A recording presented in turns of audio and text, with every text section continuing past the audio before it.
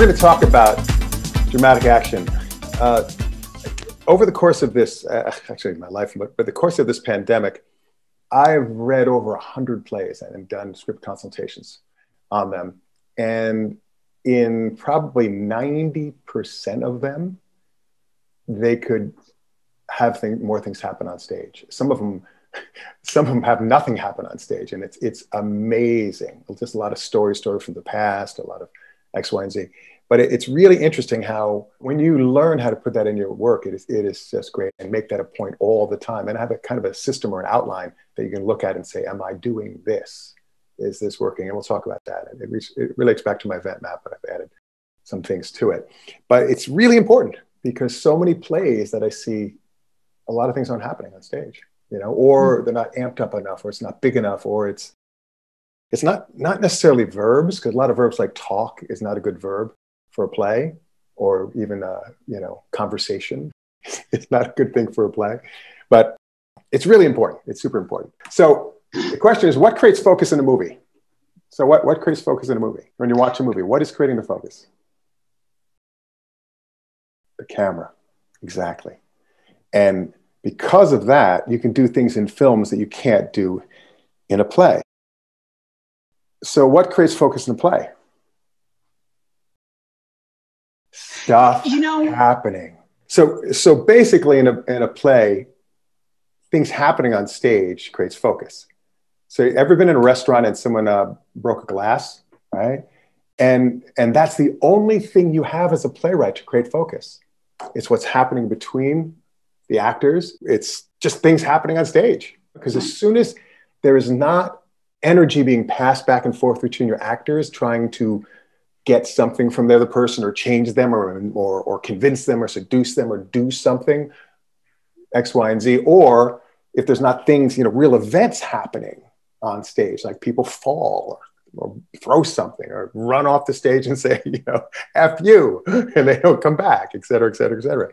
So it is your tool as a playwright. You have to remember that, because as soon as you don't, it becomes static and it becomes talk. And people, especially nowadays, because we're an ADD culture with our phones, people go to their phone and check it. And as soon as you go to their phones, you lost them. Because your objective, or my objective as a director and as a creative, is you want the audience to be on stage with the characters. You want them to be totally involved with you, with them and the story. And that's why you have to make sure you keep their focus all the time. Through actions and clear intentions. We'll talk about that. And things happening. Real fun things happening. Not just bad things, good things. We'll talk about that too. It's really fun. So what the heck is dramatic action? So what is dramatic action? Well, what's the conventional version of dramatic action? What is dramatic action in a play? What does that mean? In essence, that's it. It's what's happening on stage that propels the main characters to continue to attempt to solve the problem of the play. I hate that word attempt, but basically it's what's happening on stage that's propelling the action to the next scene. The things that happen that propel the character to go through this journey, or characters go through this journey. And it's really important, as we'll talk about, is that every scene needs to do that. It needs to continue to have the problem and propel to the next scene. It can be done in different ways, but it all needs to propel the action of the scene, of the play. Otherwise, we check out, we go away. And I'm sure you've seen plays like that, where all of a sudden they come in with a subplot and you don't care. Yeah. And you go, why is this here? And it's just like commenting on it kind of socially. And you go, get me out of here. I want to kill myself, So basically that's it. Is what's happening on stage that propels the characters to continue to solve the problems. So how do you do this? How do you build dramatic action into your play? My take on it is you have to do it when you write it. Because, I, at Manhattan Ref, the last 3 years before the pandemic, from March 2017 through October 2019, I directed 60 plays. 20 full-length plays and 40 short plays. Good Lord. Yeah, incredible. And I've only directed 100 in my life, so I did more than half in 32 months.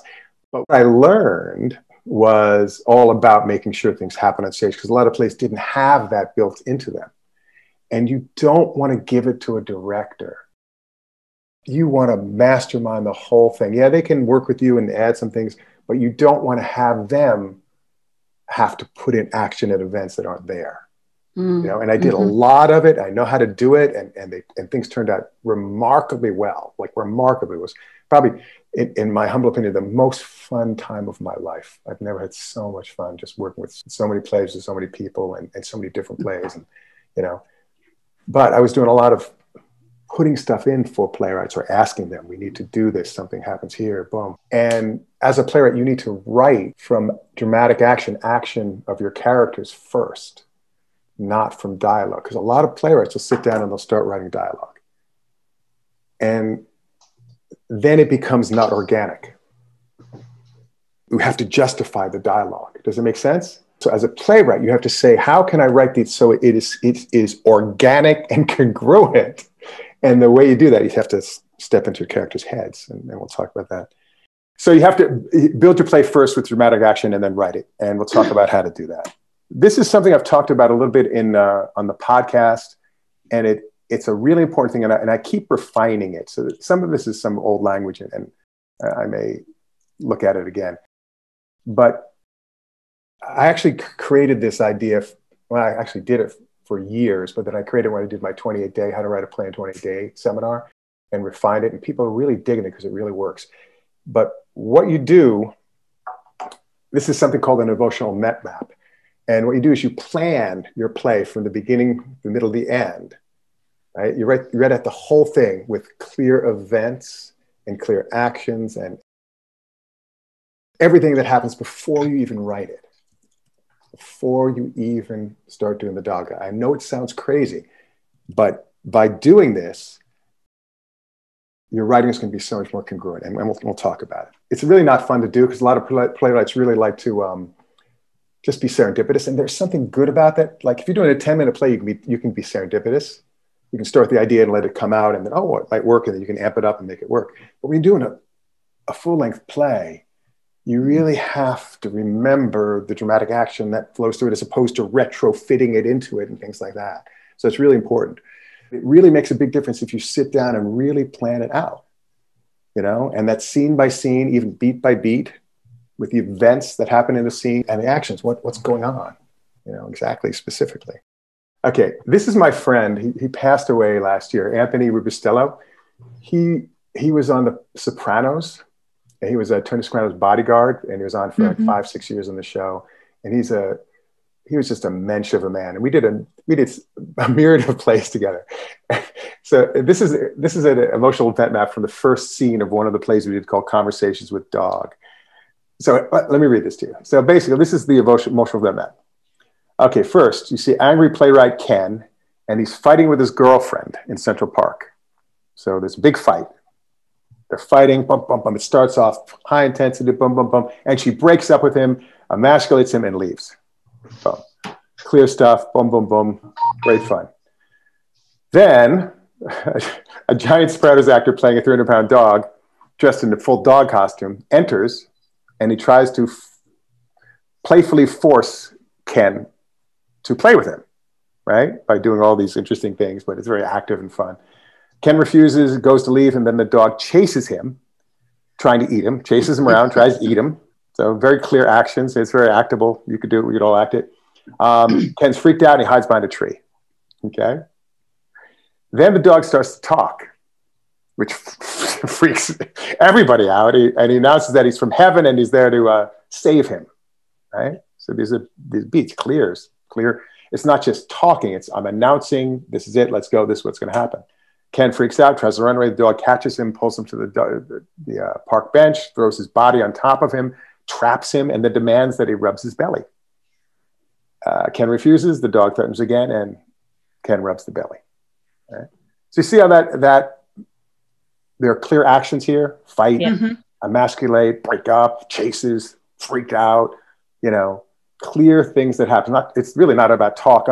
He does formally announce, but still, that's an event because he was a dog who was barking and I was talking. So it's an event that a dog talks, right? But you can see how there are all clear things that are happening in this, right? So if I were to give you this, you could write this. You could totally write this from your perspective and it would totally work. You put the dialogue in, you put the whole thing in, maybe get clear on me, clear on the character, you can make it work. Easy peasy. Every scene must have strong actions in it. When you're putting together a full-length play, every scene must have a big event of some sort, and that event and things that happen around that event propels the action of the play. In this one scene, there's a big kiss where they fall in love. That's the big event in that scene. It's a huge thing, and now it propels the action. All of a sudden, they're together trying to figure out this problem. Things like that, or it could be a big fight, and they break up, and now he's alone figuring out his problem, but he's determined, whatever. But every scene needs to have some sort of event in it that will propel to the next scene. Does it make sense? Propel the character. And when you look at that, when you set up, it's great. And then you can put in actions, and talking is not an action. Discussing is the worst thing ever to do on stage. Let's discuss, it's the worst thing ever. I have a big thing about backstory. I try not to use it if I don't have to. And if you do have to do backstory, put it into action, or if the backstory is there in a dramatic event, then it can work.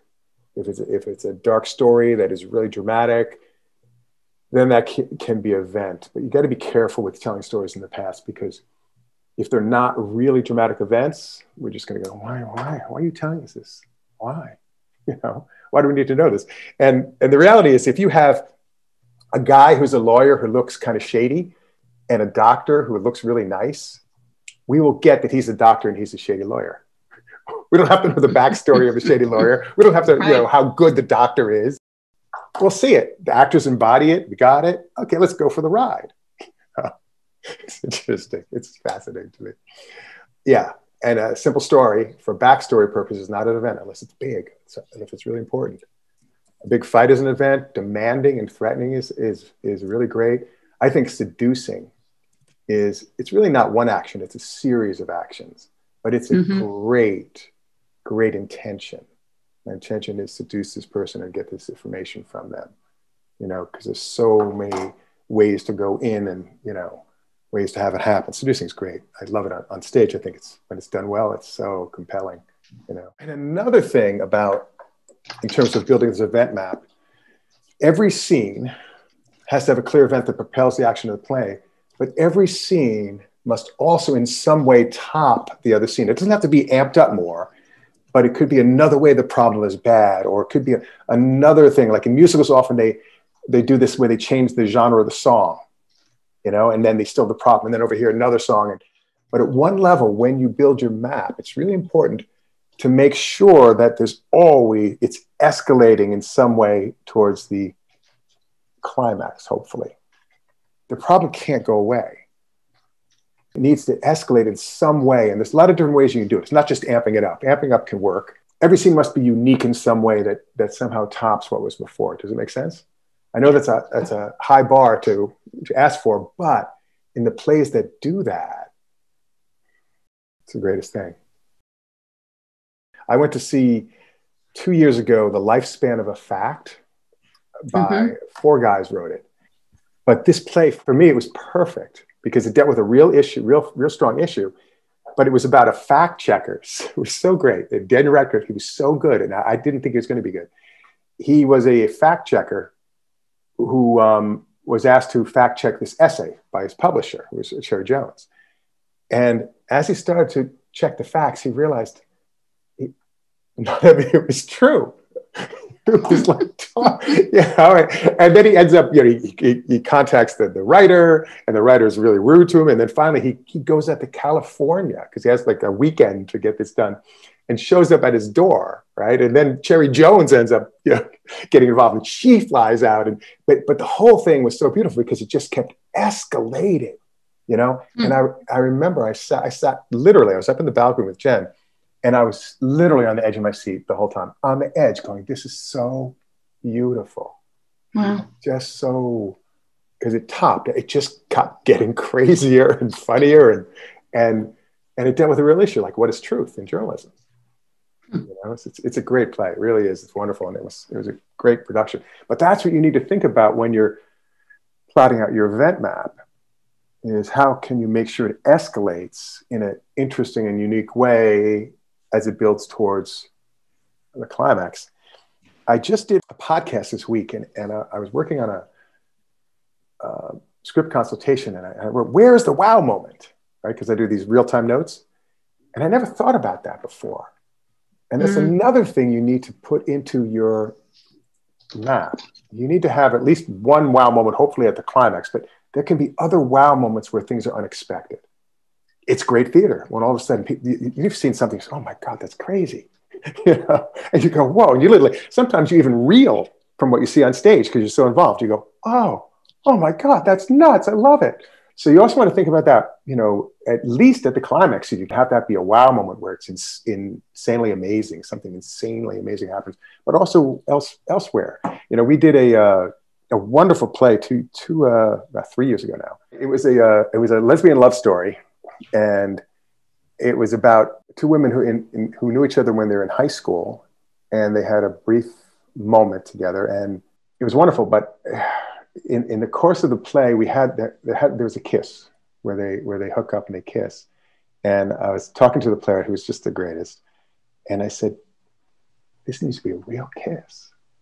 We need to really do this." So it was like a 90-second kiss where we just went through beat by beat by beat and spent hours, literally hours on it, so that it was totally real and totally compelling. And even in the talkback, people said, "How did you do that?" I said, "We just worked our tails off." But that kiss was a wow moment in that play. So you need to think about wow moments too, you know, at least in the climax or leading to it, or something that will intensify, you know, what's going on. So wow moments are good. It's my thing of the week, you know, because we need wow moments. Okay, and then build this emotional map with strong, clear actions, strong verbs. Okay, I have some strong verbs later. It's really important. You got to make things happen on stage in real time. You know, so if it's a fight between a husband and a wife, he can break stuff, she can throw stuff. We did this one play, actually with the same playwright, where it was a major betrayal, but it was all set up. And so the wife thought that her professor husband had slept with this college professor and got her pregnant. It was all a ruse by the college, by the kid. But she believes it to be true, so she goes nuts. I directed her to throw everything in that room at him.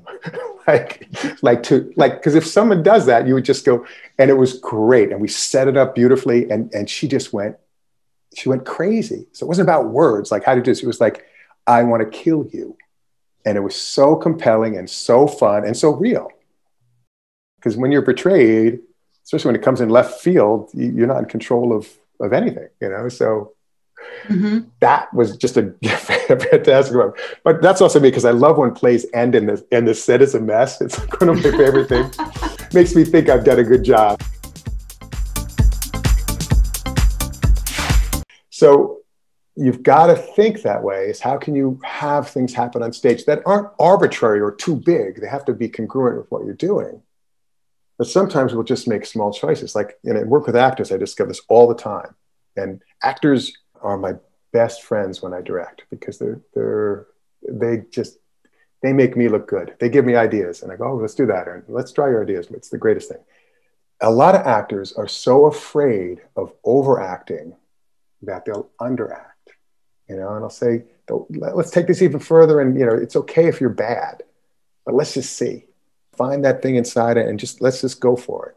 So, but as a playwright, you can overact and pull back, but you don't want to underact in terms of the events. Better to go a little bigger and make it a wow moment, or, you know, an insane moment. Let me go back to big emotional events.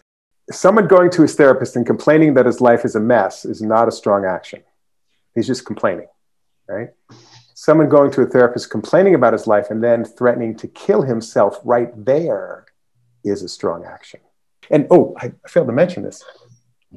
You know, a play, in my humble opinion, and I think it's true, is an emotional experience that you are building. You're building and creating an emotional experience. It's not to be read. Yes, you can publish your plays, but plays are live, and you have to write them to be live. That'll make a difference too. Say, this is alive. What experience am I giving them that they're going to see and go, boom? It's just have stuff happen on stage. You know, even in the one-man genre, you know, where you're telling a story, you can still have things happen. I did a one-man show, and I'm very proud of it. It was crazy hard.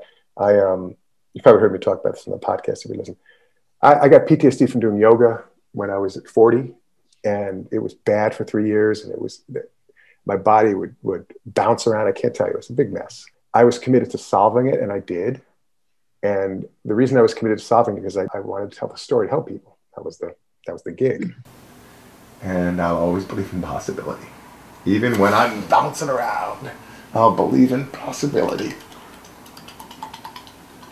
So when I was putting it together, I said, this is really just a story from the past. How can I make it now? How can I have an element of now? Otherwise, yeah, it's a good story. It's a good story. But how can I also make them think something's happening now? And one of the things I did, I said, forgive me if I stop at any time, because I don't want this to come back. I don't want it to come back. So when I was acting out the PTSD, I did it so well because I'd done it for 3 years so well. People thought it might be coming back, which made it even more compelling. Isn't that terrible? But it was like something that was happening live in the one-person show as I'm telling the tale. Is that acting, or is this happening for real? And that's cool. You know, all of a sudden you're watching something which is an event right now. You're not just hearing a story that's acted out, even though there are events in the story, X, Y, and Z. But it's fun. You know, so how can you make it present? Make the audience present, X, Y, and Z. Okay?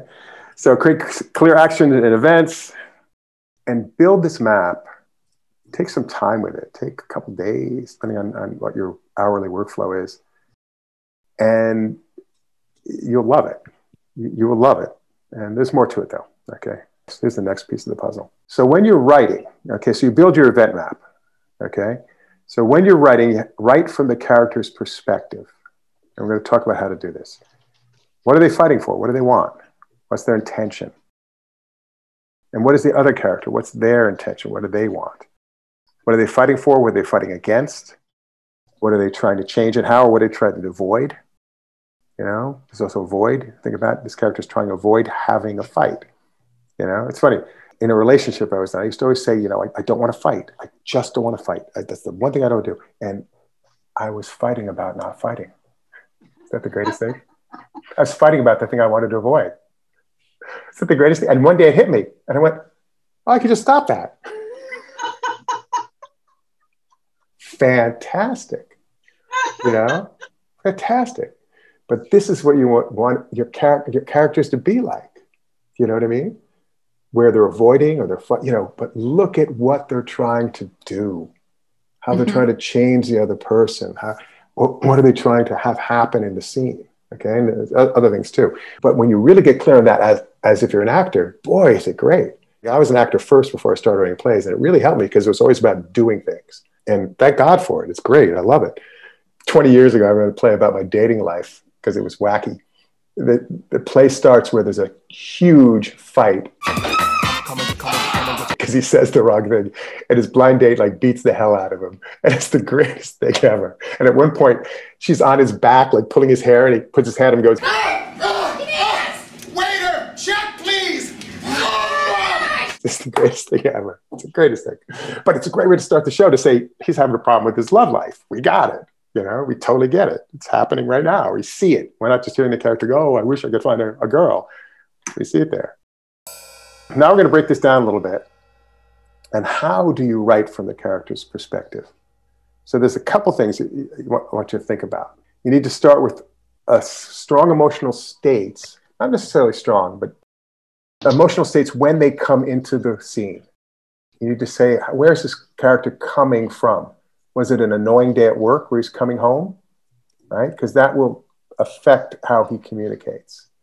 And then let's say his wife is there. What was her day like? Maybe she works from home and maybe it was a hellacious day from home. Maybe she's not in the right state. Right? She's in a funky state. And then let's say he wants to he's decided he wants to move. He's not happy where they live, X, Y, and Z. So his intention is that he wants to get her to agree to move. Okay, so you have a strong emotional state. He's kind of irritated at work. He's kind of scared maybe about talking to her about it. And he wants her to move with him. So here's some specific emotional states. These are kind of big: happy, joyful, ecstatic. I like irritated. It's always good. I like mad too. Miserable, depressed, lonely. Heartbroken is even better. Heartbroken. Angry is good. Mad. I like this one. Out of my mind, crazy. But these are just, clear emotional states that happen in a scene, but also they could come in that way.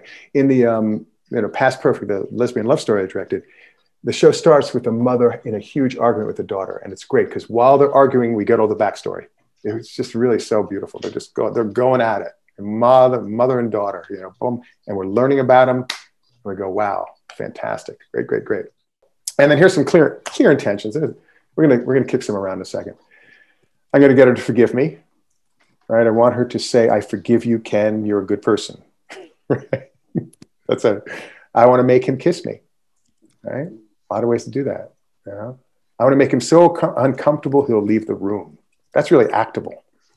Right? How do you make someone so uncomfortable leave the room? I want to make her change her mind. That's kind of hard. Change her mind is like to get her to agree with my perspective. It's probably a better way to say I should change that. I want her to agree with me. It's really changing her mind. I'm going to force him to give me what I want. That's a little more powerful than I'm going to ask him to give me what I want. I'm going to force him to do it, right? Because this has to happen now. The stakes are that high. I'm going to seduce him. I'm going to threaten him and get him to tell me everything about the affair. So how can you threaten him? What you can do? You can put out a gun. You can hold a knife to his neck. You can say that you're going to tell his parents. There's millions of things you can do. But those are some intentions to think about. And then this is something that's really important, and it's an acting thing, and it's really great for directors. It's really super important. And it's a thing called a lifeline. And basically what a lifeline is what a character does in a context. So let's say a character is coming home from work. So I'll come home, I wash my hands, hang my key up on the wall, go into the other room, I'll take off my shoes at the door. I'll go into the other room because I touched my key. I have to wash my hands again. Right? This is a lifeline, right? Then I'll go and I'll take off my pants. I'll go run a bath. Let's say it's at the end of the day, so I'm going to take a bath, X, Y, and Z. But that's a specific ritual, like certain things that I do. So if you're having a scene between two people, husband and wife, and he wants to get her to move and she wants him to be a better husband, be nicer to her, whatever her intention is. And he's coming home from work and he's kind of irritated, had a good day at work. What does he do? And you should write that stuff in as a playwright. You really should write it in, because you don't want someone not to see it, what people do if the director is not that good. Some directors like to talk and some directors don't understand how it works. But just write it in. They can use it or not use it, but you'll say, I want this to happen. It goes this, boom, boom, boom, boom, boom. When you get a sense of your character's lifelines, what they're doing, you can see it more clearly and you can get more ideas about it. Does it make sense? So it's not just dialogue, right? Because you have intention, emotional state, you have what I want from you, and you're going to be conflict. When you're choosing your intentions, how can you have them be very different? And also, to make a play dramatically fun, how can you make your characters, they use the term foils, but how can you make your characters very different? Very different. One believes one thing, one believes something else. One is intensely visual, one's intensely auditory. So he says, I see what you mean, and she doesn't. She can't hear it. It's interesting. So you can do that. Look at those kinds of things. But even the auditory thing, that's coming from the inside out. What do they focus on? What do they believe? What do they see? And even further, if you want to go in terms of developing characters, what do they believe about relationships? What do they believe about X, Y, and Z? When you're building your characters to create more dramatic action, more fighting, is how are they so different? How do they believe things that are different, which causes them to go at it? In every scene, the characters should have their own specific lifeline, the things that they do in that particular situation. And that's their behavior. But that will help you see things clearer, and also it'll just round out the characters, and it's great. It's wonderful. Here's some examples. I love this. In a kitchen, a character is making a cake or an omelet or washing dishes or emptying an old drawer. right? Very specific things they could be doing. He could come home, she'd be in the kitchen, she's making a cake, or she could be emptying out that old drawer, which is great. She pulls out a big knife at the wrong time. There's so many things that can happen. It's great. Or in a diner, I love this. A man is eating fries by first dipping them in the ketchup bottle and then sucking on them while sipping a milkshake. Oh, it's a bizarre behavior, but it's unique. If it works for the character, it's fantastic. I once saw somebody doing that. So that's why I remembered it. It was just so whacked out. It's like, what's he doing? Just dipping it in the ketchup. It's crazy. Or a character is disturbed because the cushion is lumpy, right? And he's always trying to get comfortable, right? And then it says he finally takes out about 20 napkins and he sits on them. You see that? I used to be obsessed about the table if it wasn't level. I've gotten much better at I'd ask them and then they fix it, wouldn't work, and I'd end up putting something on it. It's crazy. Or you can add things together. So he could be doing this and it could also be, this could be driving me crazy also. It's fun. And then, the character's going to a party. She's doing her makeup, getting dressed while texting her friends, while posting pics, while she argues with her boyfriend. That's great stuff. And you should write that in. It's fun, So when you think about lifelines, it gives the characters more depth and you a more depth of what's possible. Because then her boyfriend may show up and she could throw her phone at her boyfriend, and then grab and take a picture of her boyfriend on the ground, knocked out. So, it's that kind of thing. I just invite you to try this because starting with dialogue is it's like trying to cook without turning the oven on. That makes any sense? You gotta or bake. You gotta preheat the oven. It's really important. And once you do this, you will love this. It will love because your creativity will go ape, especially with the lifelines. I just love the lifelines. It's great. Your characters, I know for me, when I write, when you get clear on that stuff, your characters just sing. They just sing. They just start doing it. You're writing on, what are you doing? Oh my God. Because you're clear on where they're coming from, what they want, and that's great. So putting it all together real quick. So you write your emotional event map, okay? You add in the emotional starting stage in the scenes. You get clear on where they're coming in at the beginning of the scene. The characters, where are they? And what's good? It's always good to be irritated or something interesting, as opposed to, I'm watching TV. There's always something that can add to the drama or the comedy of it too, in terms of what they're doing. And it's fun when you find something because it can go down a whole nother road, which is really fun. And then make clear and powerful intentions. What do they want? How do they want to change the other person? What is the action they're doing? How do they go about doing it? If they're seducing, what do they do first? They turn on the lights, bring out candles. What do? They turn on some music. What's the whole thing they want to do?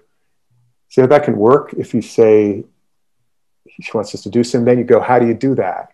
And then you can start to, and then the lines will come out of all that, which is fun, It's fun. So it's just not you starting with these characters. I know where they are. They're fighting. Oh, great. That's wonderful. It's more specific and fun and unique. And it starts doing stuff by itself. And then look at your characters' lifelines. What are they doing? How are they doing it? And how will that add to the action? And you'll be surprised. There'll be a prop. All of a sudden she's holding up the rolling pin, on a line. And you go, oh, brilliant. Where'd that come from? It's because you thought about all that stuff, in the world and coming from inside out. And then start writing. And just write using the map, using all this stuff, and just start writing and let it go. Let it go wherever it wants to go. It's really fun. And, I worked with a woman on a musical, and we had 12 weeks, right, in my coaching. She finished an entire musical in 10 weeks. The music, everything, right? And she had maybe 2 hours a day. But what she did is she wrote an emotional event map, and everything was clear. And we did a whole thing where, what's the event of the scene that leads to the event of the song? How is the next song different? How is the next scene add? We did the whole dance together, right? So she had this real clear map. 10 weeks, she's done. It was mind-boggling, but it's because she did this work. And it's not like you can't riff off of this and let your creativity take you somewhere else. You can. Like people say, oh, well, it's so controlling. No, it's not. It's the opposite. There's so many options for your creativity to get more specific and have more fun. It's not general. That's my whole thing about playwriting in life and acting too, especially acting. I work with the directors. The more specific you are, the more great it is. Great stuff. So that's it. Make things happen on stage.